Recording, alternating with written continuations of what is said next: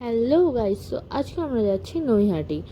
আজকে আমি রূপসা আর দিশায় ছিলাম, শুধু আমরা তিনজন যাচ্ছিলাম কারণ রূপসা একটা জিনিস আনতে ভুলে গেছিলো বাড়ি থেকে, তাই জন্য আমরা আবার যাচ্ছিলাম আনতে। আজ সকালেই ও এসেছিলো।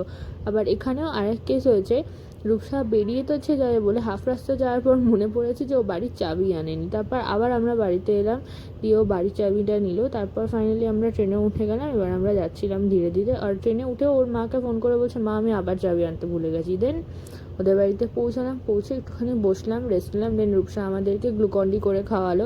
এই জীবনে প্রথমবার ওদের বাড়িতে গিয়ে ওর হাতে সেবা পেয়েছিলাম আমরা, সিরিয়াসলি। দেন তারপর গ্লুকন্ডি খেয়ে আমরা হাঁটি হাঁটি পায়ে বেরিয়ে গেলাম। সমস্ত কাজ যেগুলো ও ভুলে গেছিলো ওগুলো সেরে আমরা বড়মার মন্দিরে গেছিলাম। নৈহাটি এসছি আর বড়মার মন্দিরে যাবো না, এটা তো কোনোদিনও হতে পারে না। সেদিনকে বারও ভালো ছিল, নিরামিষও ছিল। দেন আমরা ওই জন্য পুজোও দিয়ে দিয়েছিলাম তিনজনে।